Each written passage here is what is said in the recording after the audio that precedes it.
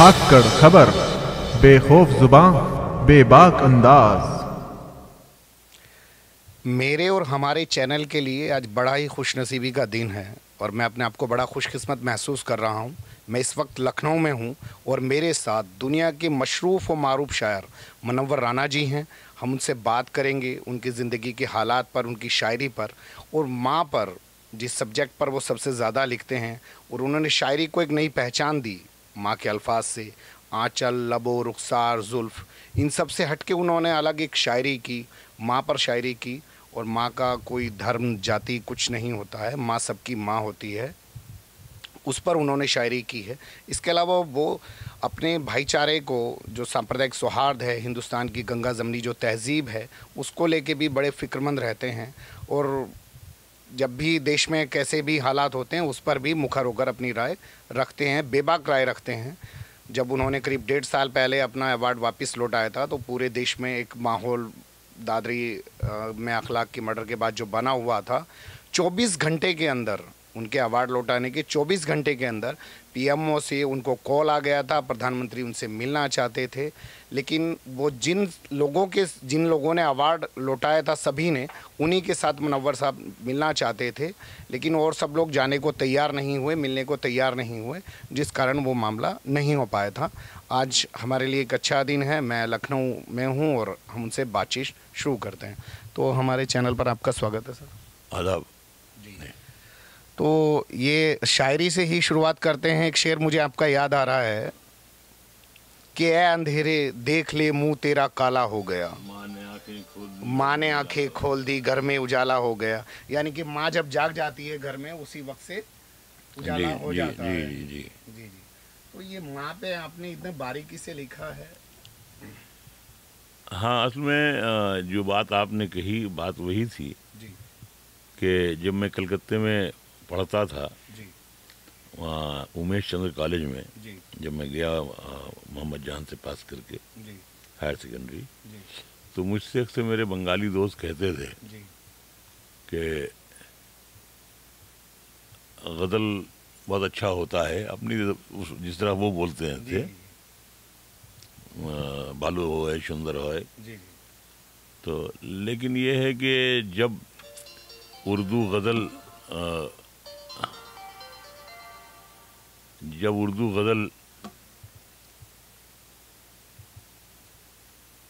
ویشیا کے کوٹھے پہ جا رہی تھی جی تو ہمارا بنگلہ ساہتیہ جو تھا جی وہ انگریزوں سے پنجے لڑا رہا تھا، جی تو مجھے برا تو لگتا تھا جی ان کی بنگالی دوستوں کی یہ باتیں، جی لیکن میں سوچتا تھا کہ ہاں ہماری اردو شاعری میں جی یہ آنکھ، کان، ناک، سینہ، کمر، بازو، زلف، ہاں ان کی اتنی گفتگو ہوئی جی کہ اس سے آگے غزل نکل نہیں پائی۔ جی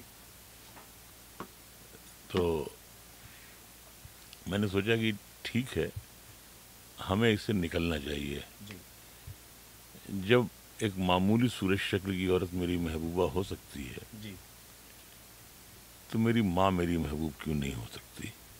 تو آپ نے غزل میں اپنی ماں کو محبوب بنا لیا۔ ہاں، میں نے بنانا چاہا، لیکن یہ ہے کہ شبد کوش کے رکھوالے جو تھے، جی ڈکشنری کے جو مالکان تھے، جی جن کو آلوچک کہا جاتا ہے، تنقید نگار کہا جا سکتا ہے، انہوں نے ہنگامہ کر دیا جی کہ صاحب غزل کے معنی تو محبوب سے باتیں کرنا ہوتا ہے، اس میں ماں کیسے داخل ہو سکتی ہے؟ تو میں نے کہا جب آچاریہ تلسی داس کے محبوب بھگوان رام ہو سکتے ہیں جی تو میری محبوبہ میری ماں بھی ہو سکتی ہے۔ میں اڑا رہا اور میں نے ماں پہ شعر کہنا شروع کیا۔ آج مجھے خوشی ہے کہ میری جو ہندی میں جب یہ کتاب آئی ماں، تو 15 لاکھ سے زیادہ بکی، وانی پرکاشن نے چھاپی۔ یہ ریکارڈ بھی 2 سال پہلے کا ہوگا، 1.5 سال پہلے کا۔ اردو میں جو چھپی، گرمکھی میں چھپی، کئی زبانوں میں یہ کتاب ہے۔ تو مجھے بہرحال آج یہ خوشی ہے 40 برس کے سفر میں کہ آج ہندوستان کی کسی زبان میں بھی غزل لکھی جاتی ہے تو اس میں میری یہ کوشش موجود رہتی ہے، یعنی اس میں ماں کہیں نہ کہیں سے ہوتی ہے۔ تو وہ کون سا شعر رہا جو ماں پہ سب سے پہلا لکھا گیا سر؟ ایسا مجھے کوئی یاد نہیں ہے کہ کون سا شعر پہلا رہا ہوگا، کیونکہ تقریباً ہر غزل میں ہم نے ماں پہ شعر رکھا، ماں پہ شعر تھے.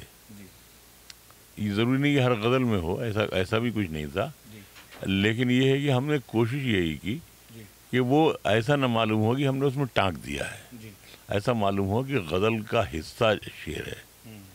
غزل ہمارا شعر جو ماں پہ ہم نے کہا ہے وہ غزل کا حصہ ہے. تو بلندی کا بڑے سے بڑا نشان چھوا، اٹھایا گود میں ماں نے تب آسمان چھوا. تو مختلف آسمان چھونا شروع کر دیا کلکتہ سے. ہاں، تو میں نے بہت دلی کا سفر. تو میں نے بہت طرح سے میں نے شعر کہے، اس کا پھر اپریشیشن بھی ملا. آج مجھے خوشی ہے کہ جو ہم سے محبت کرنے والوں کا ایک بہت بڑا حلقہ ہے، اور یہ ہے کہ ہمارے ساتھ کروڑوں ماؤں کی دعائیں ہیں. تو یہ ایک پراؤڈ ہے. تو پھر وہاں سے لکھنؤ آ گئے ہم. یہاں بیسیکلی میں رہنے والا رائے بریلی کا ہوں، جیسا لوگ جانتے ہیں سب. لیکن یہ ہے کہ میرے والد شروع میں گئے تھے. خاندان چونکہ پورا پاکستان چلا گیا تھا، میری بوائیں چلی گئیں، میرے چچا، میرے تایا سب چلے گئے تھے. بواؤں کے عشق میں دادی چلی گئیں، وہ دادا کو بھی لے گئیں. تو میرے والد نے مائیگریٹ کیا یہاں سے، وہ کلکتہ چلے گئے.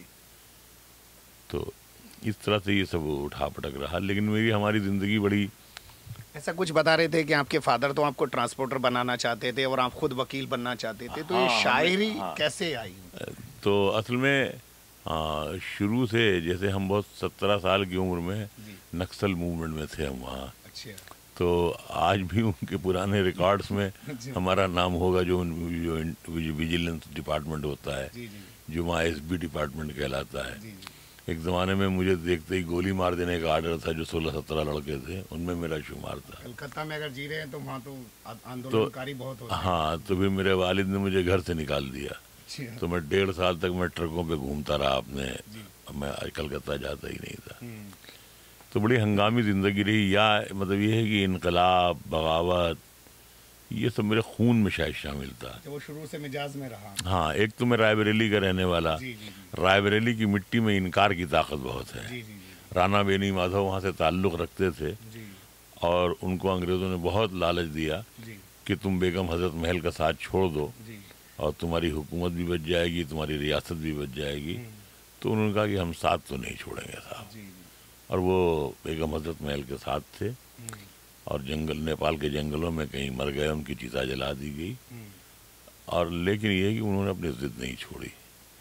تو یہ رائے بریلی کی مٹی میں شاید ہے، انکار کی قوت بہت ہے. 1.5 سال تک ٹرکوں پہ گزارنے کے بعد آگے کیسے چلی زندگی تھوڑا سا؟ نہیں، پھر یہ ہے کہ والد صاحب نے معاف کر دیا، وہ ٹھنڈا بھی ہو گیا معاملہ. تو اور آپ بھی اس موومنٹ سے ہٹ گئے؟ جو نہیں، ہٹے بٹے تو نہیں، آج تک ہیں. ہاں، تو لیکن یہ ہے کہ نہ اس وقت ہم اس طرح کے مطلب جو ہماری جو وچار دھارا تھی وہ ان سے ملتی جلتی تھی.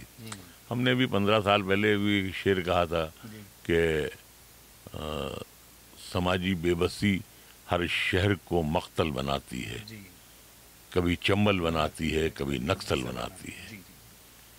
تو ظاہر سی بات ہے، یہ چمبل جو ایک علامت ہے، ایک امیجری ہے، یہ نکسل ہی کی پیداوار ہے، یا نکسل جو ہے یہ انہی کی پیداوار ہے. ہاں، آپ دیکھیے کہ نکسل کے پاس ایک کیریکٹر تو ہے کہ پہلو خان کو گو رکشک والوں نے صرف مارا ہی نہیں، اس کے روپے بھی چھین لیے. اس کا مطلب ان کو روپیوں کی زیادہ ضرورت تھی، گو رکشا کی اتنی دلچسپی نہیں تھی. اس کی جگہ سے 3-4 سال پہلے جب اپنے کچھ ساتھیوں کو چھڑانے کے لیے نکسلیوں نے بنگال اور بہار بارڈر پر راجدھانی کو ہائی جیک کر لیا تھا، اور 14 گھنٹے تک وہ ہائی جیک کیے تھے. بعد میں جب میڈیا نے ان سے سواریوں سے پوچھا کہ انہوں نے کوئی ظلم کیا، کوئی اتیاچار کیا، تو انہوں نے کہا کہ نہیں، کوئی گاڑی کے اندر بھی نہیں آیا. ایون ہم لوگ پانی بول رہے تھے، آپ پانی یہاں سے لے لیجیے. انہوں نے کہا نہیں، ہمارا پانی گاؤں سے آ جائے گا، ہم پانی بھی نہیں چھوئیں گے. تو اب آپ بتائیے کہ آتنکوادی وہ ہیں یا آتنکوادی یہ گو رکشک ہیں؟ یعنی کہ وہ کردار میں تھے اس سب کے بعد بھی، اور یہ لوگ کردار میں ہونے کا دعویٰ کرتے ہیں. اور کس طریقے کے تو ہم یہی سوال پوچھنا چاہتے ہیں کہ بھائی یہ گو رکشک نکسل وادی ہیں یا وہ نکسل وادی ہیں؟ اسی بے باکی کے لیے منور صاحب جانے جاتے ہیں، جس اور وہ اشارہ کر رہے ہیں دیش کے جو حالات ہیں کہ جو نکسلی ہیں وہ کردار اپنا پیش کر رہے ہیں۔ غزنوی ہزاروں برس سے گالیاں، سینکڑوں برس سے گالیاں کھا رہا ہے اس ملک میں کہ اس نے مندر توڑ دیا تھا۔ ارے اس مندر اگر توڑنا ہی ہوتا تو اور بہت سے مندر اس کے راستے میں آئے ہوں گے، لیکن وہاں تو لوگوں نے بتایا، اور یہیں کے لوگوں نے بتایا کہ اس کے اندر خزانے دفن ہیں۔ ان پجاریوں کے جو دشمن تھے انہوں نے کہا یہ خزانے دفن ہے، اس نے خزانہ نکالا وہاں سے، جس طرح پہلو خان کی جیب سے گورکشکوں نے پیسے نکالے۔ نہیں، وہ بھی ایک ایشو ہے سر، یہ بھی ایک ہے محمود غزنوی والے معاملے میں کہ دیوداسیاں جو مندروں میں بندھک بنا کے رکھی جاتی تھی ان کو چھڑانے کا اس پہ ایک جنون سوار ہو گیا تھا۔ نہیں، یہ نہیں کہا جا سکتا ہے، کیونکہ اگر یہ جنون سوار ہوتا تو اس کے لیے مندر گرانے کی کوئی ضرورت نہیں تھی۔ مندر تو اس لیے گرایا تھا اس نے کہ اس کے نیچے خزانے تھے، اور وہیں کے لوگوں نے یہ بتایا کہ اس کے نیچے خزانہ ہے جو ان کے قبضے میں ہے۔ تو اگر وہ خزانے کے لیے اس نے مندر گرایا تو آپ نے پہلو خان کو اس لیے مار دیا کہ اس کی جیب میں 1.5 روپے تھے۔ تو اس کا مطلب ہے کہ محمود غزنوی اور گو رکشک یہ ایک خاندان کے لوگ ہیں۔ یہ زبردستی معلوم ہے کہ دوسروں کو انوالو کیے دے رہے ہیں، نہ ان کے ساتھ نہ ہندو ہیں نہ ان کے ساتھ مسلمان ہیں، ان کی کوئی ذات دھرم ایمان نہیں ہے۔ ہم واپس محمود غزنوی سے ان کا رشتہ ہے، واپس وہیں پہ آتے ہیں سر۔ تو شاعری 1.5 سال بعد آ کے پھر ابا حضور نے معاف کر دیا۔ ہاں، مطلب یہ کہ ابا حضور نے تو معاف نہیں کیا، وہ تو بڑے اڑیل تھے، اڑیل اتنے تھے کہ ہم 3 لڑکیوں کے باپ ہو گئے تب تک انہوں نے مجھے مارا تھا۔ تو پتہ نہیں یہ ان کا آتنک تھا یا میری شرافت کہ میں پٹتا رہا، تو بڑے اڑیل تھے وہ۔ لیکن یہ ہے کہ وہ جو ماں کا والا معاملہ ہوتا ہے، تو اصل میں اماں ہماری بہت ہم کو چاہتی بھی تھیں، تو انہوں نے کبھی ہم کو مارا بھی نہیں۔ تو اس کی وجہ یہ نہیں تھی کہ ہم شیطانی نہیں کرتے تھے یا وہ مارنا نہیں چاہتی تھیں، لیکن اصل میں اس کی وجہ یہ تھی ہماری دادی جب ہم کو 8، 10 سال، 9 سال کی عمر میں چھوڑ کر کے پاکستان جا رہی تھیں، تو انہوں نے ہماری اماں سے یہ کہا تھا کہ دیکھو اس کو دلہن مارنا مت، نہیں ہم سمجھیں گے تم نے اپنی ساس کو مارا ہے۔ تو اس لیے جب میری اماں مجھے مارنے کے لیے دوڑتی تو ان کو ہنسی آنے لگتی تھی، ارے کمبخت کو ماریں گے تو ان کی روح تڑپے گی کہ ہماری ساس ہم کو مار رہی ہے، ہماری بہو ہاں ہماری بہو ہم کو مار رہی ہے۔ تو ہمیں بچپن میں سوتے میں چلنے کی عادت تھی، تو ہماری ماں ہمیشہ چنتت رہتی، اگر ہم وہاں چلے جاتے تھے گاؤں بھی اپنے ننیال، تو وہ ڈرتی رہتی تھی کہ وہاں گھر میں کنواں ہے، ایسا نہ ہو یہ رات میں اٹھے اور اس میں کنویں میں گر جائے۔ تو کہنے کا مطلب یہ کہ بہت ظاہر سی بات ہے کہ اس کے بعد سے جب ہم نے شاعری شروع کیا، اس سے پہلے سے ہم سب ماؤں میں ایک ماں ڈھونڈتے تھے، تو ہم نے دیکھا یہ سب مائیں ایک جیسی ہیں، کوئی فرق نہیں ہے، سب کا مزاج ایک جیسا ہوتا ہے۔ تو میں نے یہ سوچا کہ نہیں، یہ بہت بڑا سبجیکٹ ہے، اور پھر جس ملک میں گنگا کو ماں کہا جاتا ہو، جمنا کو ماں کہا جاتا ہو، سرسوتی کو ماں کہا جاتا ہو۔ تو سر ہم بات کر رہے تھے کہ لکھنؤ سے پھر آگے سفر کیسے ہوا، ٹرکوں کے بعد جب آپ واپس آئے 1.5 سال ٹرک پر بتانے کے بعد، پھر دوبارہ سے شاعری کا کیسے شروع ہوا؟ نہیں تو ہم اس سے پہلے ہم بیسیکلی ڈراموں وغیرہ میں کام کرتے تھے، ڈرامے ڈائریکٹ کرتے تھے، یہ تو میرا شوق تھا۔ تو ہم شروع سے یہ اصل میں ہمارا شوق یہ تھا کہ ہم کہیں پروفیسر ہو جائیں، لیکن مطلب ٹیچنگ لائن میں چلے جائیں۔ پروفیسر ہونا کوئی اچھی بات نہیں ہے، کیونکہ آج کل پروفیسروں کا کریکٹر بڑا خراب ہو گیا ہے، تو ہم یہ چاہتے تھے ٹیچنگ لائن میں رہیں، یا وکالت کا مجھے بہت شوق تھا، لیکن والد صاحب کو کسی نے بتا دیا کہ لڑکے کو کامرس پڑھا دو، تو ٹرانسپورٹ کا کاروبار ہے، ہاں اس میں میرا جی نہیں لگتا تھا۔ تو جب بک کیپنگ یا اکاؤنٹنسی پڑھائی جاتی تو میں باہر آ کے سگریٹ پیتا رہتا تھا۔ اسی بھی پیتے ہیں؟ ہاں، وہ تو ابھی اس کا بھی لطیفہ ہے۔ جب میرا یہ کینسر کا آپریشن ہوا یہ، تو ڈاکٹر نے کہا کہ آپ سگریٹ نہیں پیجیے گا، تو میں نے سگریٹ چھوڑ دیا، میں بیڑی پیتا ہوں۔ تو مجھ سے کسی نے کہا کہ بھائی آپ بیڑی پیتے ہیں، یہ تو اور زیادہ نقصان کرتی ہے۔ میں نے کہا مجھے یہ معلوم نہیں، لیکن ڈاکٹر نے سگریٹ منع کی ہے، بیڑی تو منع نہیں کی۔ تو میں نے کہا جس طرح میں انگور کھاتا ہوں، انگور کی بیٹی سے میری کوئی دوستی نہیں ہے، اس لیے کہ جس کے باپ سے دوستی ہو اس کی بیٹی سے دوستی نہیں ہو سکتی۔ تو میں شراب نہیں پیتا، میں انگور کھاتا ہوں۔ تو ہم تھے وہاں پہ کہ واپس آپ لوٹ آئے ہیں، اور دوبارہ سے اپنا شاعری. ہاں تو پھر اس کے بعد یہ ہے کہ والد صاحب بہت ہمارے بیمار رہنے لگے، تو انہوں نے بلا کے ایک دن اسپتال میں گیا، تو اسپتال میں بھرتی تو میں گیا تو دیکھا ان کے یہاں آنسو بہ رہے تھے، یہ جی پپوٹی بھیگے ہوئے تھے کونے. تو میں کہا کیا ہوا ابو؟ کچھ نہیں بیٹا. میں ابو بتائیے نا کیا ہوا. کہنے بیٹا ہم یہ سوچ رہے تھے کہ اگر ہم یہاں سے نہ لوٹیں تو کم سے کم تم اپنی ماں کا اور اپنے بھائی بہنوں کا پالن پوشن تو کر لو گے. اچھا گھر میں بڑے آپ ہی ہیں؟ سب سے بڑے ہم. جی. تو پتہ نہیں وہ بات انہوں نے کس طرح کہی ہوگی یا ہم نے کس طرح سنی ہوگی. جی. تو میں نے تمام اپنے جتنے شوق تھے، جی. ان دنوں بابو رام اشارہ ایک فلم ڈائریکٹر ہوا کرتے تھے، بی آر اشارہ. جی. وہ مجھے کہاں بمبئی لے جانا چاہتے تھے کہ ہم وہاں اس کو ہیرو بنائیں گے. ہم ڈرامہ وغیرہ میں بہت کام وام کرتے تھے. یہ محمد عزیز، الکا یاگنک، یہ سب ان دنوں اسٹیج پہ پروگرام کرتے تھے جب ہم وہاں رہتے. ہم اسٹیج پہ تھے. بہت جھوا وراٹی سب بمبے پہنچ گئے. ان کے کتنے تو وہ ڈھول بجانے والے ابھی وہاں گائب ہو گئے سب. جی جی. تو میرے لیے کہ پھر میں نے سب شوق اپنے سب چھوڑ دیے اور میں وہاں سے ایک بدلاؤ شروع ہوا دوسرا. ہاں میں نے پھر اپنے ٹرانسپورٹ میں جا کے بیٹھنا شروع کیا. جی. والد صاحب ٹھیک ہو کر کے آ بھی گئے تو کبھی کبھی آتے تھے آفس، تو انہوں نے 14,700 روپے جی کل ان کی تحویل میں تھے. انہوں نے کہا بیٹا یہ ہے میری کل پونجی، جی یہ ہم تمہارے حوالے کر رہے ہیں. جی. تو پوری زندگی اسی محنت میں گزر گئے کہ یہ 14,700 نہ ڈوبنے پائے. جی. ان کو بچا کے رکھا جائے ابا کی پونجی. تو بہرحال یہ پھر ہم ٹرانسپورٹ میں لگ گئے.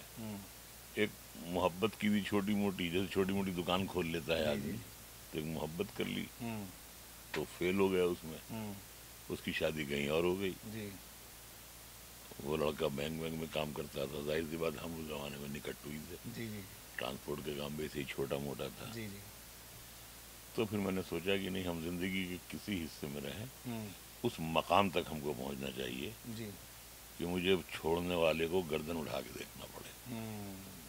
اور آج آپ نے اللہ کا شکر ہے وہ مقام حاصل ہے کہ ہم نے پھر ملک ہی نہیں پوری دنیا میں آپ کو مقام حاصل ہے. ہاں تو یہ ہے کہ اللہ کی مہربانی ہے کہ مجھے اللہ نے ایسی تاثیر دی جی کہ ہم جس پھول کو ہم نے چھو لیا وہ گلر کا پھول ہو گیا. جی جی. تو ماں کو آپ نے سبجیکٹ کو چنا اور آپ کو یہ بلندی بھی لی. تو آگے پھر سفر کیسے ہوا؟ کلکتہ سے دلی، لکھنؤ، یہ واپس سب؟ اصل میں ہماری 5 بیٹیاں ہیں. جی. اس زمانے میں کسی کی شادی نہیں ہوئی تھی. جی. اماں میری یہیں آ گئی تھیں، یہیں رہتی تھیں رائے بریلی میں. والد بھی آ گئے تھے یہیں، ہم وہاں دیکھتے تھے. تو اماں ہم سے کہنے بھائی دیکھو تمہاری لڑکیاں کوئی حور پری تو ہیں نہیں جی کہ جن کے لیے وہاں رشتہ چلا جائے. جی.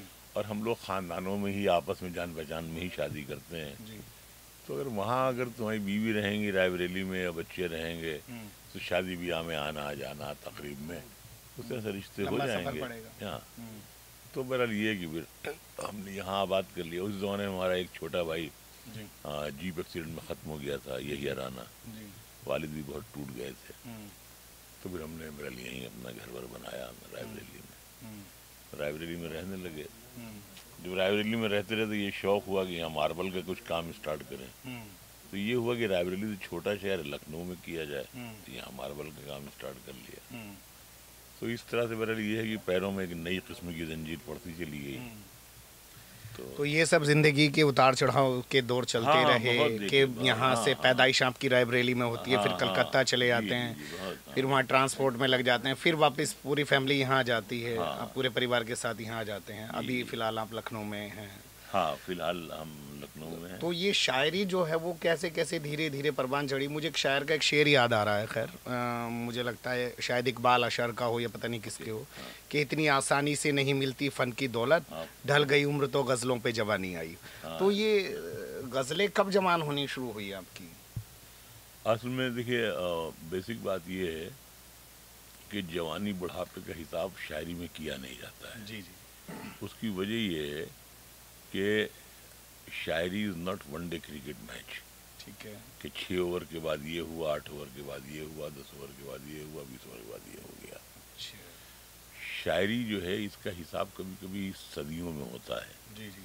اور اتہاس میں اور ساہتیہ میں 100 برس ایک پنے کے برابر ہوتے ہیں. جی جی تو ہم اکثر جیسے یہ بات کہتے ہیں، ہم نے کبھی کوئی کتاب ایوارڈ کے لیے کہیں سبمٹ نہیں کی، ترنگ میں رہے، تو ہم یہ کہتے ہیں کہ ہم نہیں چاہتے کہ شہر کے کسی چوراہے پہ میرا اسٹیچو لگا دیا جائے. جی ہم نے کہا ہم یہ چاہتے ہیں کہ ہمارے مرنے کے بعد یہ سوال اٹھے جی کہ اس شخص کے اسٹیچو ہر شہر کے چوراہے پہ لگائے کیوں نہیں گئے. لگائے کیوں نہیں گئے. تو یہ اپنے اپنے طور پہ جینے کا ہے. تو ہم یہ سوچتے ہیں کہ نہیں اتنی جلدی کیا فیصلہ ہونا ہے. تھوڑا ماں پہ جیسے شاعری تھی تو وہ اس میں بھی کچھ تھوڑا سا سنا دیجیے ہمیں بھی. ہاں، تو ماں ہمارا سبجیکٹ بہت عجیب و غریب تھا. اور ماں سے مراد یہ ہے کہ رشتے، کیونکہ ماں جب تک رہتی ہے سب رشتے برقرار رہتے ہیں. جی ماں کے ختم ہوتے ہی سب رشتے ٹوٹ جاتے ہیں. ماں جو ہے وہ ایک سمجھیے کہ ایک چوپال کی طرح ہوتی ہے، ایک پنگھٹ کی طرح ہوتی ہے. تو جب تک وہ رہتی ہے سب رشتے جو ہیں وہ موجود رہتے ہیں. تو میں نے جب ماں پہ شعر کہے پھر میں نے بہت بہن پہ کہے، بیٹی پہ کہے، بھائی پہ کہے، وغیرہ وغیرہ، بیٹوں پہ کہے. یعنی جو ہمارا ایک سماج ہے، ہم نے پھر سے، کیونکہ جو سب سبجیکٹ ہماری شاعری سے غائب ہو گئے تھے، پھر میں نے ایک شعر یہ بھی کہا کہ معمولی ایک قلم سے کہاں تک گھسیٹ لائے. معمولی ایک قلم سے کہاں تک گھسیٹ لائے. معمولی ایک قلم سے کہاں تک گھسیٹ لائے، ہم اس غزل کو کوٹھے سے ماں تک گھسیٹ لائے.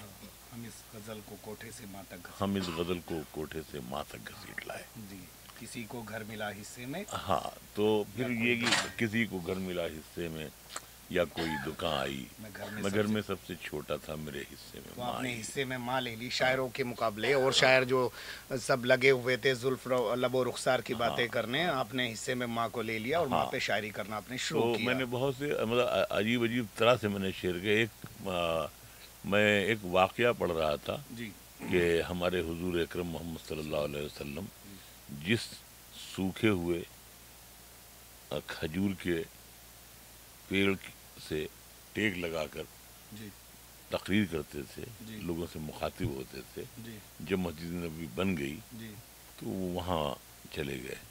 تو ایک بار وہ وہاں سے گزر رہے تھے اسی کھجور کے سوکھے ہوئے پیڑ کے پاس سے، تو وہ کھجور کا پیڑ رو رہا تھا. تو حضور نے اسے لپٹا لیا اور کہا تو کیوں اداس ہوتا ہے، چل میں تجھے جنت میں لگائے دیتا ہوں. تو میں نے یہ واقعہ پڑھا میں نے، تو مجھے بہت رونا آیا. میں نے کہا کہ جب بہرحال اگر عشق رسول کی کوئی انتہا نہیں ہے، اور ہم تو اس کے نرسری کے اس میں بھی ہمارا شمار نہیں ہوگا جو ابتدائی تعلیم ہوتی ہے. تو ہم نے ایک غزل ہم کہہ رہے تھے کہ کب واپسی کا حکم ہو دھڑکا بھی لگ گیا، اب تو ہماری آنکھوں پہ چشمہ بھی لگ گیا. کب واپسی کا حکم ہو دھڑکا بھی لگ گیا، اب تو ہماری آنکھوں پہ چشمہ بھی لگ گیا. تو ہم نے اس میں ایک شعر کہا کہ ماں لاشعوری طور پہ شعروں میں آ گئی. ماں لاشعوری طور پہ شعروں میں، ماں لاشعوری طور پہ شعروں میں آ گئی، جنت میں ایک پیڑ غزل کا بھی لگ گیا. تو ہم نے کہا یہ غزل جو اتنی بدنام ہو گئی، تو ہم نے کہا کہ شاید مطلب اللہ میاں یہ درجہ مجھے دے دے کہ مجھے وہاں تو وہ جو قلم اٹھی ماں پہ اور وہ لکھتی چلی گئی. ہاں، پھر میں نے لکھا میں جب گھر تک نہ لوٹوں میری ماں سجدے میں رہتی ہے. ہاں، پھر میں نے مختلف اینگل سے میں نے شعر کہے بہت. اور مطلب یہ کہ ایک واقعہ میں لوگوں کو، میں چاہتا ہوں آپ کے ان شعروں کے بیچ میں سے تھوڑا ہٹ جاؤں. ہاں ایک واقعہ میں شیئر کرنا چاہتا ہوں، شاید کسی کو بھی یہ نہیں معلوم ہے کہ میں پاکستان ایک مشاعرے میں گیا تھا. تو میری اماں بھی ساتھ میں تھی، چونکہ ہمارا خاندان پورا وہاں ہے. تو ہم نے اماں سے کہا چلیے آپ بھی مل لیجیے گا. تو وہاں ہمارے ایک دوست ہیں محبوب غوری، تو انہوں نے اپنے گھر پہ ایک پروگرام رکھا ایک شام منورانہ کے ساتھ. تو 250-300 لوگ تھے، بہت وی آئی پی قسم کے. اور انہوں نے یہ کیا کہ ہمارے خاندان کے بھی قریب اس میں 50-100 لوگ رہے ہوں گے. اچھا، آپ کے خاندان کے افراد بھی تھے. ہاں، انہوں نے پورا کھانے کا انتظام بہت. اور سب سے دلچسپ بات یہ ہے کہ اس میں ہماری اماں بھی موجود تھی. پہلی بار وہ مجھے سن رہی تھی، لائیو سن رہی تھی. ہاں، تو ہم شعر پڑھتے رہے 1.5-2 گھنٹے 2.5 گھنٹے. تو اس کے بعد خیر جب میں پڑھ کے آیا تو امی کے پاس، تو سب جو لڑکیاں لڑکے جو تھے ہمارے خاندان کے، اب وہ ہم سے پوچھ رہے ہیں جو رشتہ ہو، ماموں پھوپھا خالو، آپ نانی کی طرف کیوں نہیں دیکھ رہے تھے، دادی کی طرف کیوں نہیں دیکھ رہے تھے؟ تو جب دادی بھی آپ شعر سنا، دادی کی طرف کیوں نہیں دیکھ رہے تھے؟ تو ہم نے کہا ہم رونے لگتے، نہیں دیکھ سکتے تھے ماں کو. تو یہ سبجیکٹ ایسا میرے لیے تھا کہ والدہ کے انتقال کے بعد پھر ادھر ہم نے 14 مہینے سے جیسے شاعری اچھی نہیں لگتی ہے، لکھنا پڑھنا تو خیر یہ ہے کہ عادت میں شامل ہے، پڑھتے رہتے ہیں کچھ نہ کچھ، لیکن شعر ویر کہنے کی دلچسپی ختم ہو گئی. یعنی کہ مختصر ہوتے ہوئے بھی زندگی بڑھ جائے گی، ماں کی آنکھیں چوم لیجئے روشنی بڑھ جائے گی. 14 مہینے پہلے آپ کی والدہ کا انتقال ہو چکا ہے، اور اس کے بعد ان کا کہنا ہے کہ اب وہ لکھنے میں وہ جذبہ، وہ احساس وہ نہیں آ پاتا. اچھا نہیں لگتا، ہم کیا کہیں، کیا لکھیں. تو اچھا بہت چاہتی تھی ہم کو، اور جیسے ہم نے یہ کہا کہ ہمارے والد جو تھے وہ بہت مزے میں ہنستے ہوئے کہتے تھے کہ ہماری جو نیکیاں ہیں اس کے سلے میں اللہ میاں نے منور کو ہمارے گھر میں اتار دیا ہے. تو ویسے ہماری لڑکیاں ہماری اماں سے پوچھتی تھیں کہ آپ کو پاپا سے کچھ شکایت ہے؟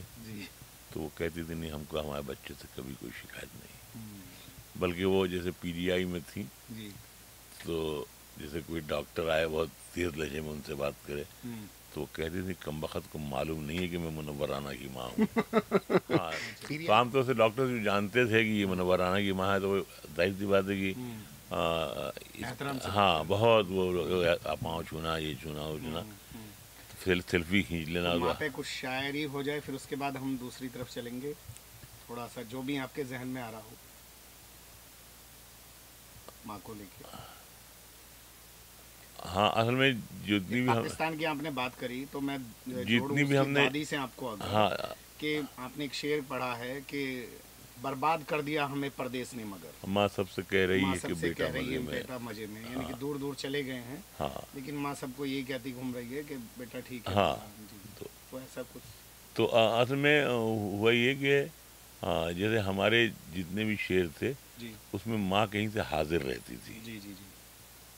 اب اچانک وہ منظر سے غائب ہو گئی تو ہم سوچتے ہیں کہ ہم کہیں تو کیا کہیں.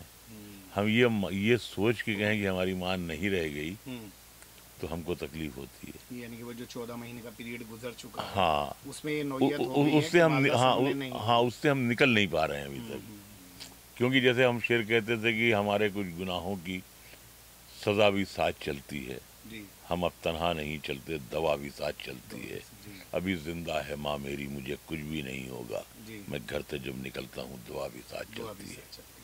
لیکن یہ مائنس پوائنٹ میں ہم داخل ہو گئے تو ہم سوچتے ہیں ہم کہیں کیا. اب آپ یہ سوچتے ہیں وہ دعائیں ساتھ نہیں چل پا رہی ہیں.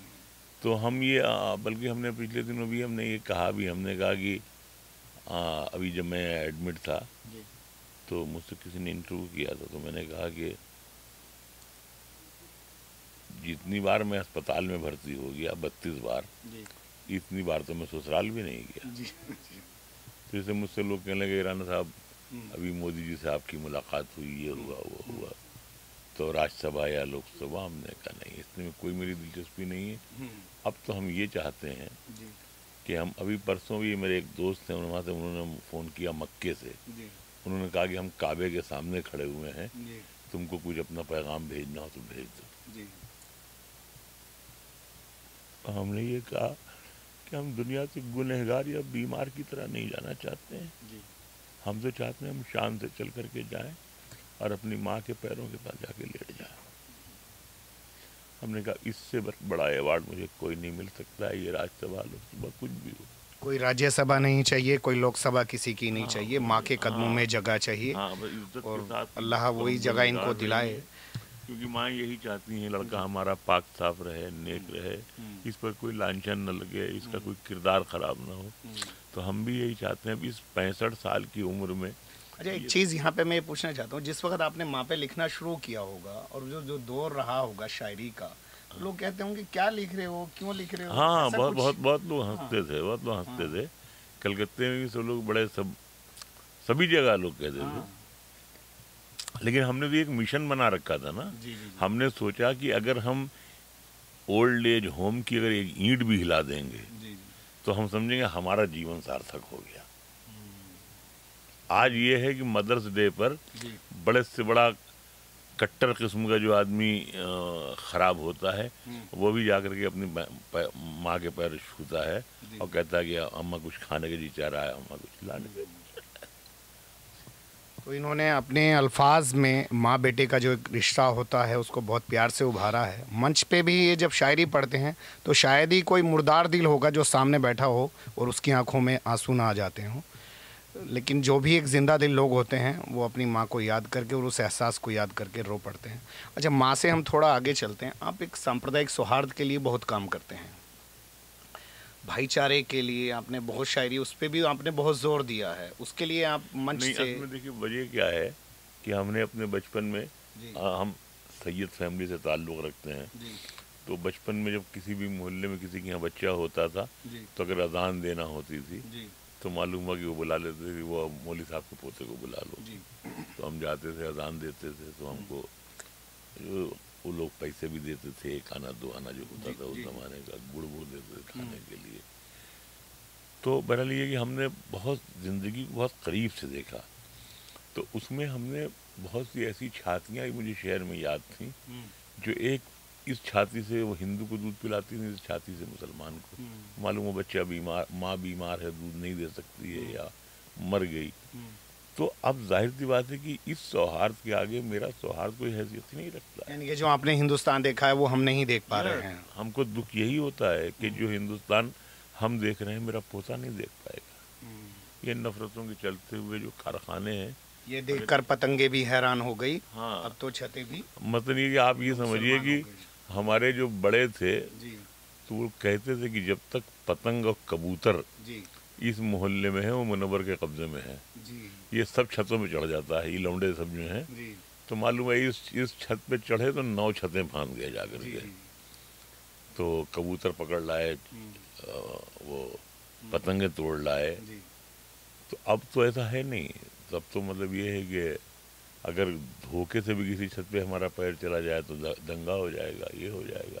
ہم 14-15 برس کے ہو گئے تھے رائے بریلی میں, تب تک ہم کو معلوم ہی نہیں تھا کہ ہندو مسلمان کیا ہوتا ہے. اچھا, ایک واقعہ میں نے جانکاری میں آیا کہ آپ کے یہاں سے پھول توڑ کے لے جاتے تھے مندر کے لیے, آپ کے آنگن میں جو لگے ہوئے. وہ ہمارا جو گھر ہے وہ غزل گاؤں, تو اس محلے کی غزل گاؤں آپ کے گھر کا نام ہے جو رائے بریلی میں انہوں نے بنایا ہے. پہلی کتاب کا بھی نام غزل گاؤں, جو ہندی میں ہماری پہلی کتاب آئی تھی اس کا نام بھی غزل گاؤں تھا.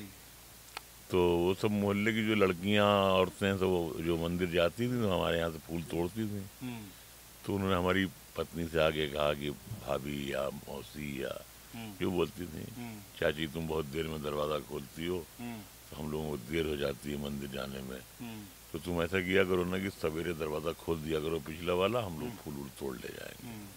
تو ان دنوں یہ 92 کا زمانہ تھا, بڑا سب پورے ملک میں بڑا خوف, ہاں ڈراؤنا سا ماحول تھا, ہاں بہت خراب تھا, ہاں بہت ڈرے ہوئے تھے.